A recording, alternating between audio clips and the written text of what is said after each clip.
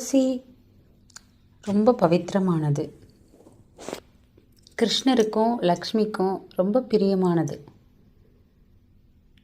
இதில் துளசியை நம்ம பறிக்கும்போது எப்படி பறிக்கணும் அப்படிங்கிறது இருக்குது. துளசி தாய்கிட்ட நம்ம பறிக்க போகிறதுக்கு முன்னால் நமக்கு என்ன விருப்பமோ அதை அந்த துளசி தாயிடம் கேட்டுட்டு, தாயே துளசி அம்மா, நீ அமிர்தத்தின் உறைவிடம் இல்லையா?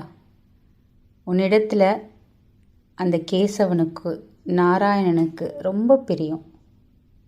அதனால் உன்னை சாற்றிக்கொண்டு அவன் மிகவும் ஆனந்தமடைகிறான் அப்படின்னு நம்ம மனசார நினச்சிட்டு, இப்போ நான் உன்னைய பறிக்க போகிறேம்மா, அப்படி நான் உன்னைய பறிக்கும்போது எடுக்கும்போது உனக்கு வலிக்கும்.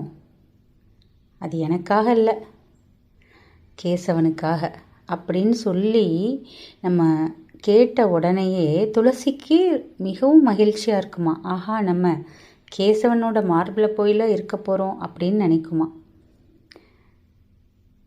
அப்போது அப்படி கேசவனுக்காக என்னை பறிக்க போறியா, நான் ரொம்ப ஆனந்தமாக உன் கையில் உட்காந்துக்கிறேன் அப்படின்னு சொல்லிட்டு மிக இலகுவாக பறிக்க வந்துடுமா.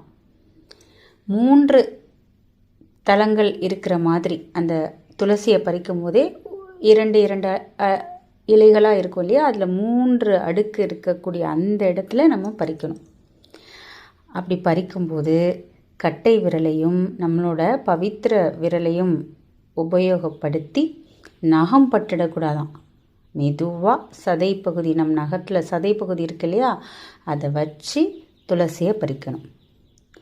துளசியை படக்குன்னு உருவினாலோ இல்லை அதை நகத்தை வச்சு பிச்சிட்டாலோ பகவான் கிருஷ்ணர், நாராயணர், பெருமாள் அதை ஏற்கிறதுக்கு அவங்களுக்கு மனசு வராதான். அதனால் துளசியை பறிக்கும்போது இந்த மாதிரி அவங்களோட அனுமதியையும் கேட்டு, அவங்க யாருக்காக அந்த துளசியை நம்ம பறிக்கிறோங்கிறத சொல்லிட்டு நகம் படாமல் இந்த மாதிரி பறித்து நம்ம பெருமாளுக்கு வைக்கும்போது நமக்கு நிறைய அளவிட முடியாத நன்மைகள் கிடைக்கும். நாமளும் இந்த மாதிரி துளசியை பறித்து இறைவனுக்கு படைத்து நாம் ஆனந்தம் பெறலாம்.